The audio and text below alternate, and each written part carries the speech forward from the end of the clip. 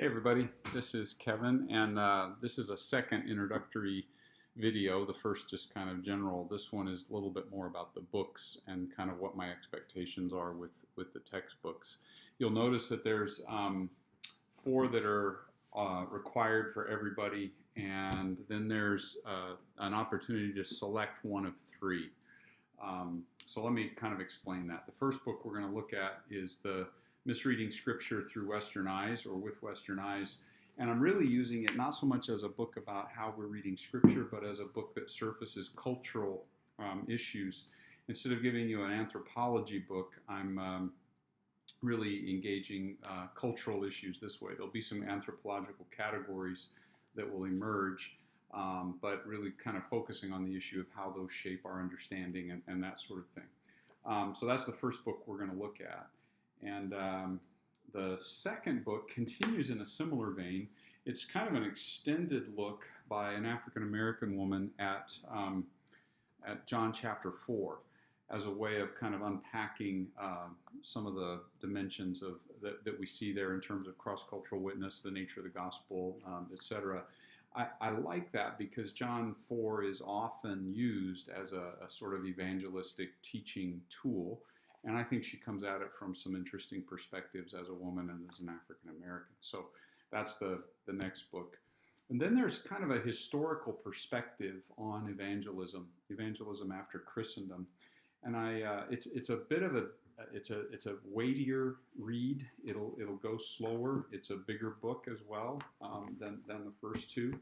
And so you're gonna have to be chewing on this a little bit. He's dealing with issues of modernity and post-modernity and impact on evangelism, that sort of thing. Starts off asking if there's even if evangelism is even a practice, something we do, or a lifestyle, that kind of thing. So it's a little bit of a going to be a slower read probably, but well worth it. Lots of good stuff there. And then the fourth of the required readings is a book about contagious disciple making, and this is really a much easier read, much more stories, that sort of thing, but some principles as well. This is really trying to get at the discipleship piece, but also kind of I'm going to use it a lot in our discussions about movements, which there's a whole movement these days, church planting movements, disciple making movements, etc. And we'll sort of interplay our readings of Luke and Acts, which is really describing a movement as we do that. So I think you'll enjoy that one. It'll be a nice break after the heavier evangelism after Christendom book. And then there's the three that you can select. So each one, this is really trying to select books that give you the opportunity to explore the religious dimensions of cross-cultural evangelism and discipleship. And so, I mean, there's a whole plethora of approaches to religion. I would love to have explored sort of the current thinking on the nature of religion. Is there even such a category as religion? Does it make any sense to talk about religion? Is that a construct of modernity? There's lots of new thinking going on about even how we talk about Hinduism. Is there such a thing? That kind of stuff. And it would be really interesting to explore those issues.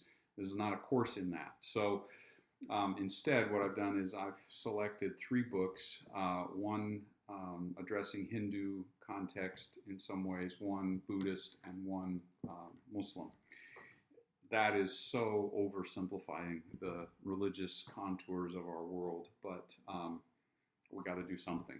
So the book that is addressing really Hindu context is this book by a friend of mine named Christian, called Christian Barriers to Jesus. And I think you'll find that a fascinating read as well.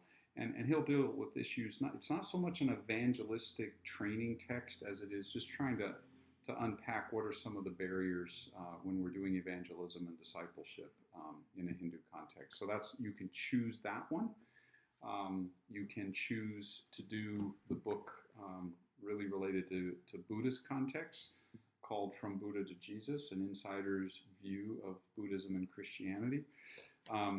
And by the way, he's using the term here, insider, not so much in the way that some of you may be aware of things called insider movements. He's not using insider in that term, um, but as a person who's trying to, it's referring to a person who's come from a Buddhist background. So this one is a little bit more specifically related to what is Buddhism and how might we share the gospel. This is going to be not so much focused on what is Hinduism, but more generally sort of focused on barriers as we approach Hindu people. This one you will get a lot more about Buddhism itself and then ways that the gospel may relate to that.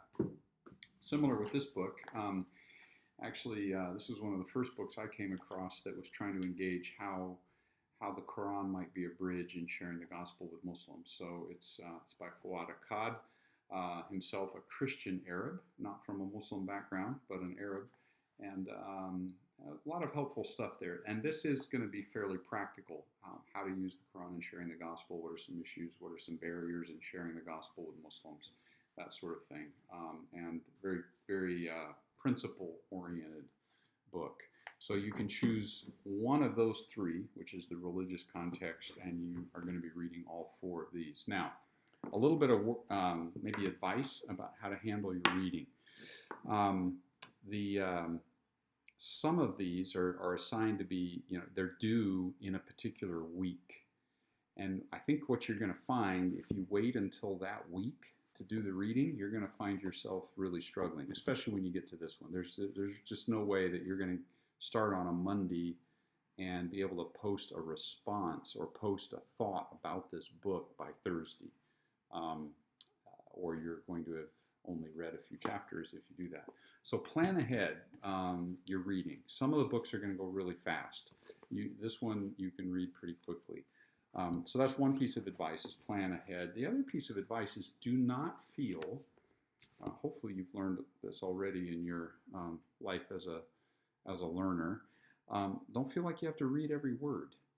Not every word of every sentence is as important. Not every sentence in every paragraph is as important. Not every paragraph on every page is as important. And not every page in every chapter is as important.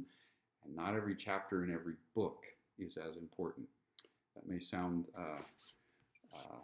sacrilegious to say after assigning you these books, but it's absolutely true. I really recommend, particularly with a tougher read, that you read the sort of skim through the intro to see if the author lays out their perspective and kind of where they're going with the book. That'll give you a flavor. Skip to the end, skim the end of the book, the conclusions, kind of see where they landed, and then start to dip in along the way to see how they've developed things, and dive into the things that interest you, skim through the things that don't. This is my version of what some would call ransacking a book. So don't feel like you've got to read word by word.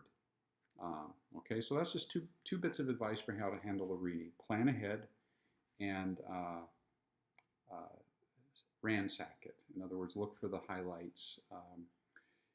First, the introduction and kind of overview or first chapter, wherever the author puts that, skim through the earliest bits until you find where the author sort of lays out their purpose and how they've designed the book.